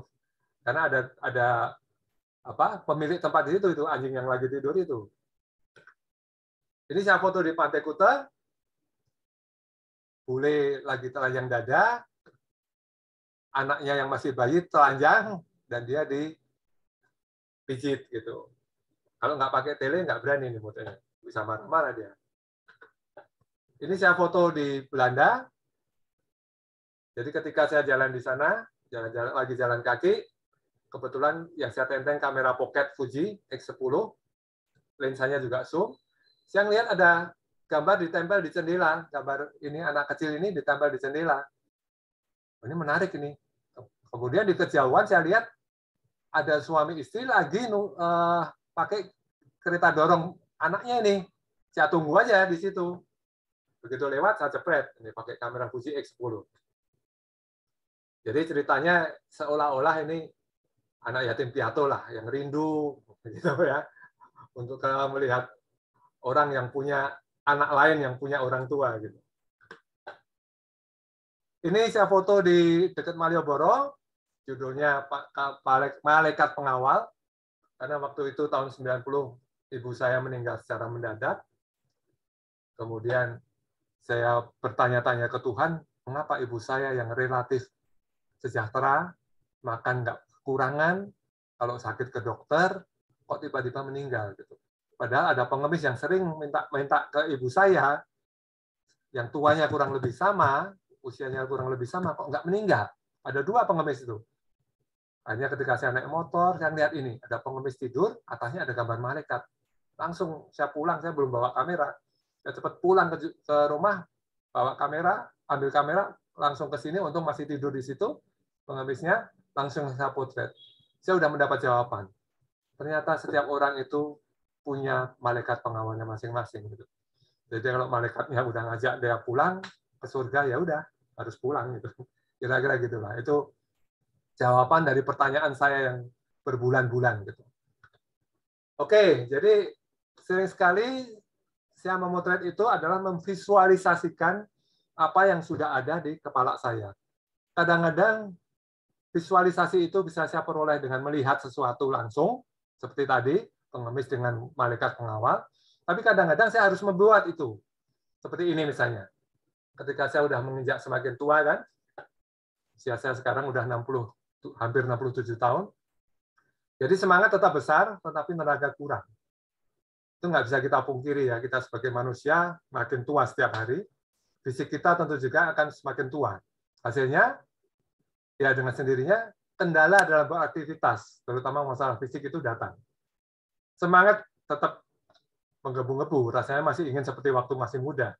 Tapi harus kita maklumi, fisik terkadang kurang mendukung. Dan hari ini saya visualisasikan dengan memotret kamera kuno, karena saya juga hobi koleksi kamera kuno. Ya. Dan saya sangat setuju dengan slogan bergambar Pak Ato itu, tulisnya, enak zamanku toh. Nah, betul, enak zamannya Pak Ato, karena saya waktu itu masih muda. Ini fotonya. Jadi kamera kuno, kamera tua tahun 1900-an, dililit dengan macam-macam itu. Senar ini sebetulnya ya, melilit ini. Saya foto pakai cahaya seadanya di rumah saya. Ini salah satu koleksi kamera saya. Nah, dengan kamera yang cepat 18200, ya, kalau ini 18135, kita bisa motret hal seperti ini karena waktu ini di Nepal, saya motret di sebuah wihara, banyak anak-anak kecil yang lagi sekolah di situ juga, dia ikut-ikutan seperti motret seolah-olah gitu loh. Di dekat saya buru-buru langsung cepat. Kalau nggak pakai lensa sapu jagat tadi, mungkin saya nggak keburu motret ini. Gitu. Ini adegannya cepat sekali. Ini salah satu contoh yang lain lagi ya. Saya berdua dengan teman saya waktu ke Xinjiang ini di Cina. Dia pakai lensa fix. Saya tetap pakai lensa sapu jagat. Pertama kali nenek tua ini mengundang saya masuk ke tendanya. Ini orang Kasak ya, orang Kasak itu tinggalnya di tenda-tenda gitu. Saya diundang masuk ke tempat dia, terus saya foto. Kemudian ketika dia mau keluar, ada window lighting dari pintu keluarnya itu kan. Bagus sekali. Karena saya lebih dulu di depannya kan. Wah, ini kalau di close up bagus sekali. Untung saya pakai lensa sapu jagat. Sehingga bisa langsung cepat-cepat saya close up gitu loh. Teman saya telat karena dia mau ganti lensa karena motor ini kan pakai lensa wide angle. Jadi nggak bisa ya. Saya dapat. Nah, ini waktu itu masih pakai lensa Nikon saya. Saya dapat bagus sekali kan. Kalau ganti lensa udah nggak keburu gitu loh. Karena saya juga nggak bisa ngomong pakai bahasa dia, orang Kasak ini. Gitu. Ini saya foto di India. Pakai lensa 18135, ini sudah pakai kamera Fuji. Ini juga adegannya cepat sekali. Saya sempat juga pada awal tahun 2000-an itu membeli kamera Canon. Ini kamera Canon satu-satunya yang saya punya. Artinya yang saya pakai. Kalau koleksi saya punya yang bekas-bekas. Tapi yang baru saya pakai untuk motret. Ini saya beli di Singapura waktu itu. Harganya 4 juta, 5 megapiksel. Karena saya suka sekali bentuknya dan kesannya tuh kokoh, tapi anggun sekali bentuknya. Jadi saya beli kamera ini, Canon Ixus 500. Waktu itu saya sering ke Batam dan diajak teman Batam saya mampir ke Singapura, nanti balik Batam lagi gitu kan. Dari Singapura saya beli ini. Kemudian kamera ini saya pergunakan untuk hunting di Batam, di satu tempat namanya Tanjung Uma. Berapa kali saya udah ke situ, jadi yuk kita coba kamera ini di Tanjung Uma sore-sore. Saya foto di situ, hasilnya seperti ini katalog ya. Saya repro dari katalog. Kemudian ini saya pamerin di Singapura, ukurannya 11R. Saya pamerkan di fotografi galeri di Singapura. Waktu itu bersama beberapa teman, dan foto-foto saya diborong orang Singapura habis. Waktu itu. Foto-foto seperti ini. Oke, ini foto saya yang beda lagi. Ini ketika saya diundang untuk ikut pameran, saya diberi satu ruang. Waktu itu ada Biennale Seni Rupa di Jogja tahun 2009. Saya memotret boneka-boneka. Tetapi saya personifikasikan sehingga dia hidup.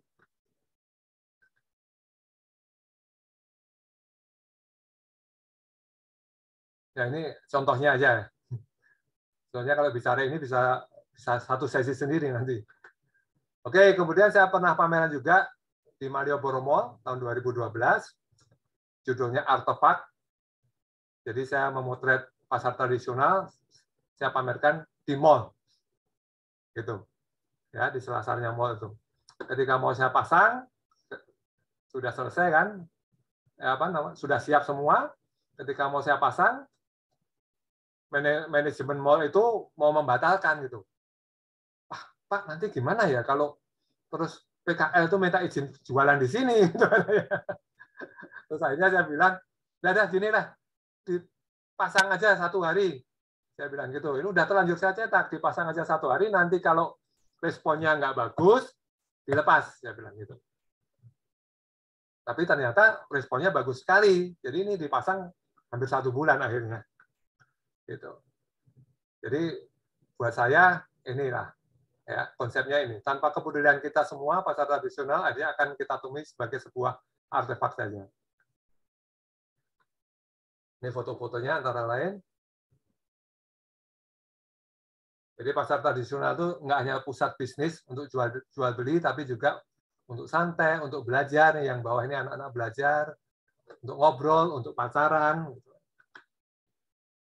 Jadi saya lebih suka memotret sesuatu yang bercerita. Jadi waktu itu ini saya foto juga ketika banyak poster di Jogja itu, gambarnya monyet, judulnya tulisannya Susah Jadi Manusia. Akhirnya saya panggil Pak Jamal ini yang sering saya foto. Saya belikan ukulele, saya suruh pura-pura ngamen di depan ini. Jadi susah jadi manusia.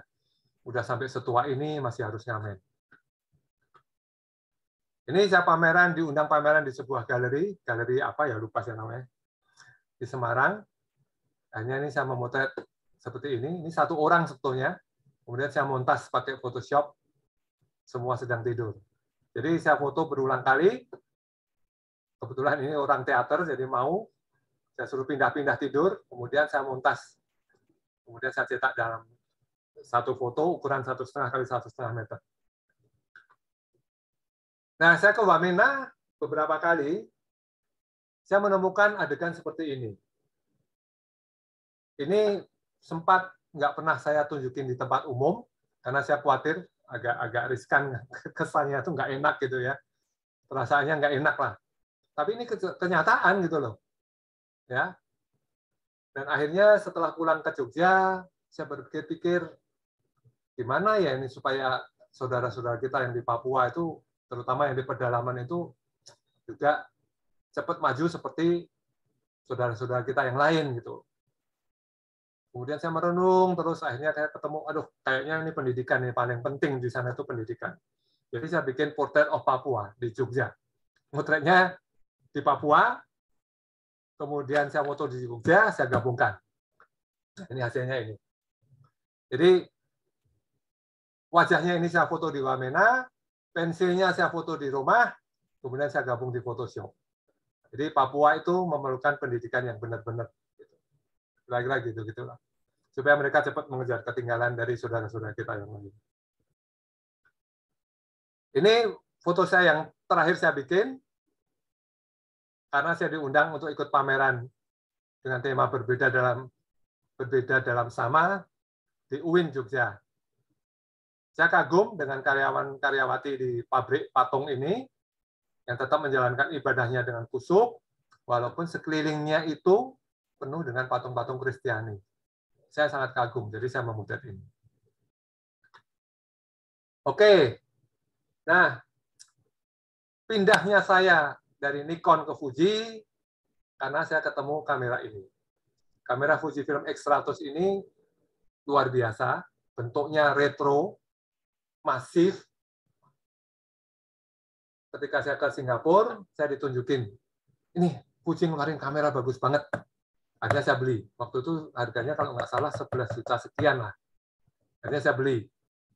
Karena kamera ini sudah jadi trending topik di Eropa gitu loh.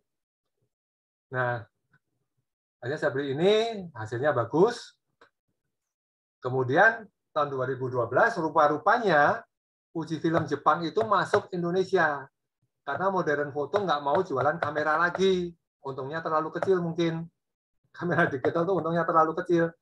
Nah, Fujifilm udah menghasilkan kamera yang bagus, udah kok modern foto nggak mau jual. Akhirnya dari Jepang masuk sendiri ke Indonesia gitu. Tahun 2012. Nah, saya diundang oleh presiden direkturnya. Terus diajak untuk, mau nggak bantu kita? Oke, saya mau. Gitu. Akhirnya saya diangkat jadi Fujifilm X-Photographer Indonesia. Gitu. Sejak tahun 2012 sampai sekarang saya pakai kamera Fujifilm. Gitu. Kira-kira gitu ceritanya. Ini hasil potretannya antara lain. Ini saya foto di pasar apa sih? Kaponan, pasar Kaponan di Kopeng. Ya. Ini pakai kamera pocketnya. Waktu itu ada kamera X100, kamera pocket X10, kemudian yang profesional namanya X Pro 1, X Pro 1. Gitu. Nah, ini saya pakai X Pro 1. Nah, saya sempat ketemu juga dengan CEO-nya, dan ini Presiden Direktur Fujifilm yang kedua. Yang pertama ganti ini. Yang pertama namanya Takahashi, yang kedua ini Mr. Komori. Di Jepang saya sempat ketemu juga dengan David Alan Harvey, salah satu street photographer yang terkenal dari Amerika, karena dia juga pakai kamera Fujifilm. Jadi waktu itu diundang ke Jepang juga, terus saya sempat ketemu beliau. Jadi saya sekarang pakai kamera-kamera Fuji semua. Yang paling top tentu saja X Pro 3 dan X-T4. Sebetulnya ada juga yang medium format, tetapi karena besar ya, ini luar biasa bagus. Tapi kalau untuk genre potretan saya kayaknya kurang menguntungkan. Saya lebih suka kamera yang relatif lebih ringan gitu. Lensa yang paling sering saya gunakan ini tetap 1855 dan 18135. Nah, ini yang X-T4. Oke. X Pro 3 ini waktu itu saya mereview kameranya, kemudian saya membuat potret-potret di pura wisata. Ini salah satunya. Indrajit dan Hanuman. Kenapa saya potret bersamaan? Padahal kalau di panggung mereka berantem, karena pemerannya ini ayah dan anak gitu. Jadi saya foto bareng. Gitu. Nah, ini potretan saya dengan kamera Fuji.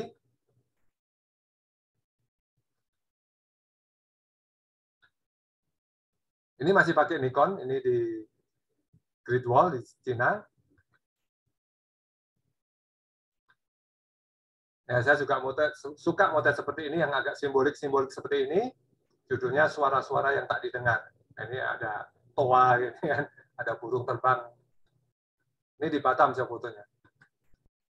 Ini saya foto di Italia. Nah, jangan lupa kalau Anda punya hobi memotret, istri harus disertakan. Jangan ditinggal terus gitu kan. Dia sering diajak, kalau perlu juga dipotret supaya kita gampang memperoleh exit permit. Dan kalau belanja-belanja itu juga nggak ngomel gitu loh. Soalnya kalau nggak, waduh, kita beri kamera yang paling top, paling canggih, paling mahal, ya. kamera digital paling top, paling mahal.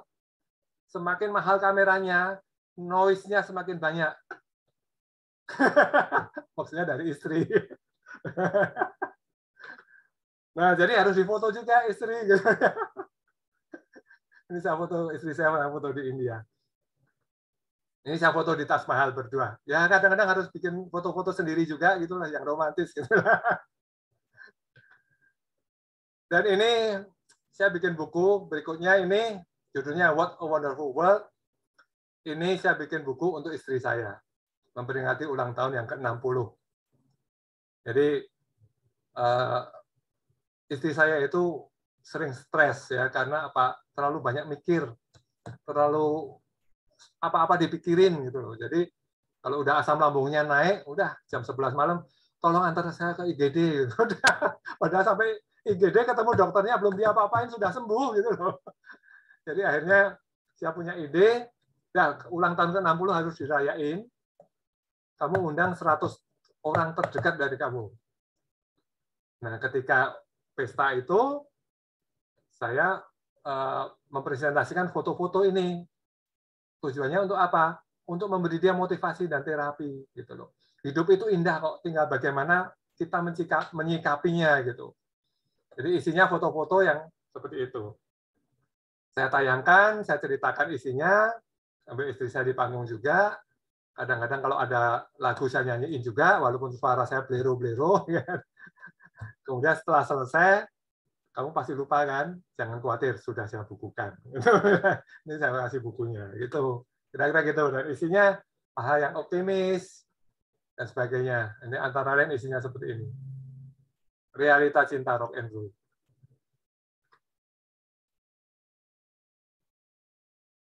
Ebony and Ivory. Ya kan? Ini saya foto di Nice, Prancis. Ini mertua saya, dua-duanya sudah almarhum. Jadi saya foto di restorannya, waktu itu masih segar semua. Jadi saya curi, foto-fotonya saya curi. Ini saya foto di Nepal, curian, semuanya snapshot ini rata-rata foto saya. Ini saya foto di Nepal, harmoni ya. Nah ini juga saya masukin di buku tadi. Ini udah orang sudah setua ini pun masih menikmati hidup loh. Potret bunga sakura pakai HP, ya kan? Jadi kita harus selalu optimis, harus selalu berpikiran positif. Kemudian buku saya yang terakhir adalah When I'm 64. Ini untuk memperingati ulang tahun saya yang ke-64. Dan saya mengundang 8 teman saya untuk menulis. Mas Arbain, Ibu Bernilin, Edi Hasbi, Dr. Wi Hong Jin, Oscar Motuloh, Seno Gumira, Romo Sindunatan, dan Suwarno Wisetotomo ini memilih foto-foto saya, kemudian menuliskan foto-foto saya itu. Gitu. Semuanya jumlahnya 64 foto, karena usia saya 64. Dan ini 8 orang, masing-masing memilih 8 foto. Nah, antara lain isi fotonya ini. Isi buku, foto-foto yang di dalam buku tadi ini antara lain. Ini saya foto di Perancis. Kemudian, sayang ini fotonya cuma satu, saya takut kalau waktunya habis. Kemudian ada 2 lagi yang ingin saya terbitkan, tapi karena pandemi, akhirnya belum terbit. Salah satunya adalah judulnya Namaste. Sebenarnya udah siap cetak semua ya. Namaste, karena saya sangat senang sekali ketika saya berkunjung ke Nepal gitu. Saya beberapa kali ke sana dan akhirnya saya ingin membuat buku foto mengenai Kathmandu saja, karena saya belum sampai keliling ke mana-mana. Saya sangat tertarik sekali dengan kota Kathmandu itu.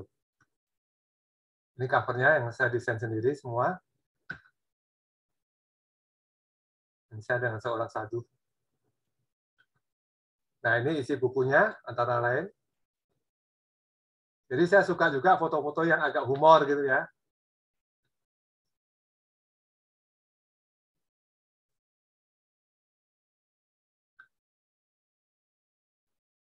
Ini orang yang cacat kakinya, jadi dia istirahat, kaki palsunya disenderin.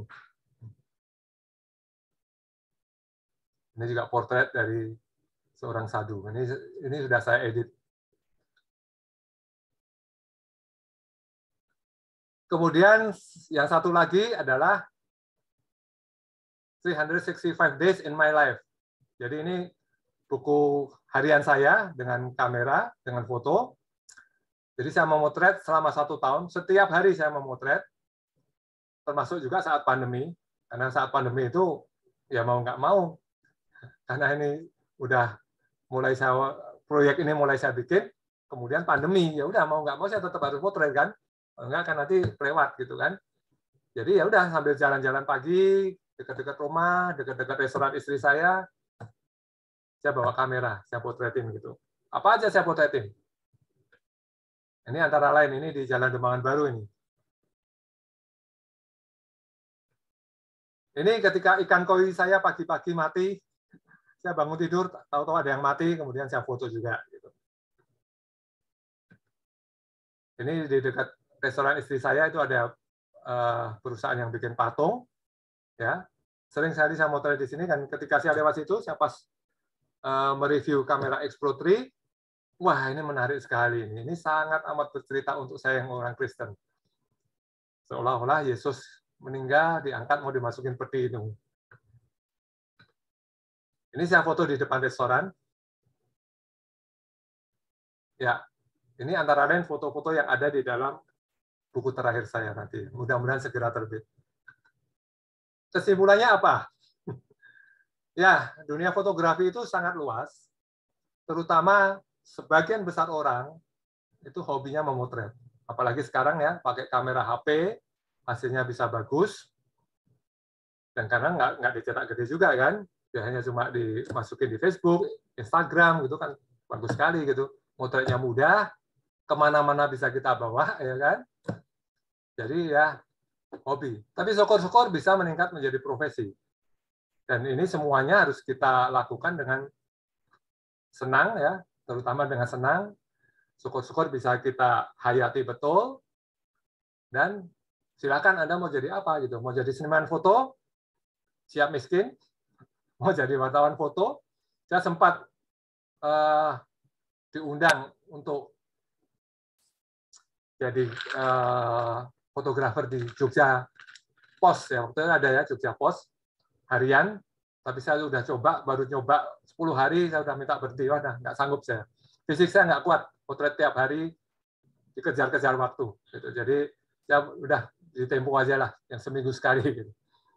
Atau jadi fotografer profesional, potret komersial, jadi digital artist, saya nggak bisa ini. Atau ke industri fotografi ini yang paling banyak duitnya, kalau mau kaya itu di industri fotografi. Jangan jadi seniman foto, jangan jadi wartawan foto. Jadi jadi fotografer profesional ini paling yang tetap bisa dapat kerjaan tuh motret pengantin. Komersial kalau sekarang siapa yang mau foto ini? Keadaan ekonomi kayak gini, ya kan? Industri fotografi ini sebetulnya yang paling menjanjikan sebetulnya. Ya kan? Studio foto orang selalu membutuhkan. Toko peralatan foto walaupun sekarang turun, tapi nantinya akan naik lagi. Jadi kalau mau kaya, jangan jadi fotografer, tapi jadi pengusaha fotografi saja. Jadi pengajar fotografi senang.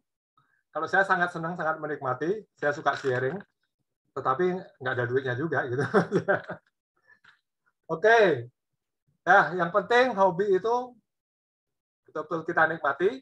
Saya dulu salah satu yang memanggil saya untuk jadi fotografer itu karena saya suka musik dan saya ingin memotret para pemusik idaman saya gitu, idola saya gitu. Jadi ketika saya sudah jadi fotografer, saya juga memotret gitu. Ini antara lain Sheila on 7 saya foto, God Bless itu wah ini band legendaris kesukaan saya, tentu saja saya foto. Dan banyak lagi, Didi Kempot saya juga motret. Iwan Fals saya motret, ya yang show-show di Jogja terutama saya foto gitu. Oke, nah hobi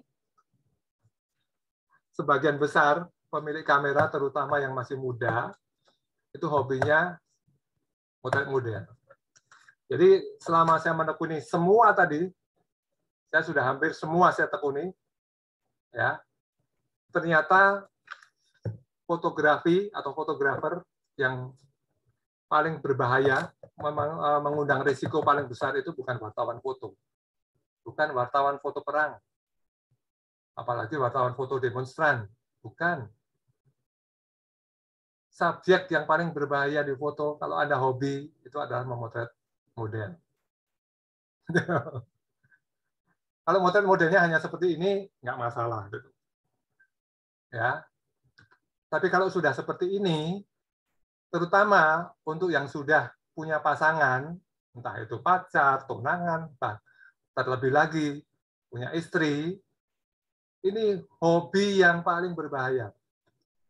Pertama kali motretnya rame-rame seperti ini. Ini saya foto ketika penjurian salon foto di Malang. Pertama kali rame-rame gini. Wah, lebih dari 10 orang yang motret. Makin lama makin sedikit, nanti 5 orang, 4 orang, 2 orang, akhirnya single, gitu kan. Kalau single, akhirnya long set. Gitu ya. Jadi ini pengalaman hidup saya, juga ngelihat dari teman-teman juga. Kalau Anda punya pasangan, lebih baik jangan hobi motret model. Itu pesan saya. Jadi sekali lagi, fotografi itu bahasa. Mari kita bercerita lewat fotografi, dan selalu usahakan untuk membaca foto yang kita lihat. Jangan hanya sekedar dilihat, dibaca. Ini foto ini punya pesan apa, ceritanya apa. Tentu foto kita akan lebih bermakna. Itu yang saya alami setelah 45 tahun saya menekuni fotografi ya. Kalau kita motret hanya keindahan visual, ini untuk saya ya, terutama untuk saya ya. Sementara kamera ini makin lama makin canggih. Kamera sekarang ini canggih luar biasa loh. Zaman saya belajar, ketika saya motret, hasilnya itu tajam. Itu sudah merupakan suatu prestasi. Wah, potretan kamu tajam sekali. Itu prestasi. Sekarang autofocus kok. Gimana? Ya, foto yang tajam itu bukan prestasi kalau menurut saya. Foto tidak terlalu gelap, tidak terlalu terang. Dulu zaman saya belajar, itu prestasi. Karena mengukur pencahayaan itu susah. Sekarang ada auto exposure. Bahkan sekarang motret under atau motret over itu bisa dibenerin. Ya, jadi kalau motret kita seperti itu, apakah itu masih prestasi lagi gitu. Terus prestasinya di mana?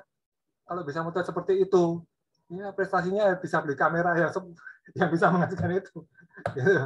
Jadi kalau saya lebih senang memotret sesuatu yang tidak fotogenik, tapi ketika kita motret menjadi foto, hasilnya dilihat orang, kok bagus sekali ya. Padahal foto subjeknya itu sama sekali nggak fotogenik. Itu prestasi. Artinya kita punya mata fotografis. Gitu. Itu untuk saya gitu ya. Tapi orang lain tentunya punya pendapat yang berbeda-beda gitu. Kira-kira seperti itu. Karena apa? Secanggih apapun kamera, dia tak dapat mencari objek sendiri. Tetap, tapi kalau teknisnya, kamera lagi makin lama makin canggih. Gitu. Jadi teknis itu penting, tapi bukan yang terpenting. In my humble opinion. Terima kasih. Semoga bermanfaat dan memberi inspirasi. Ya, itulah kira-kira.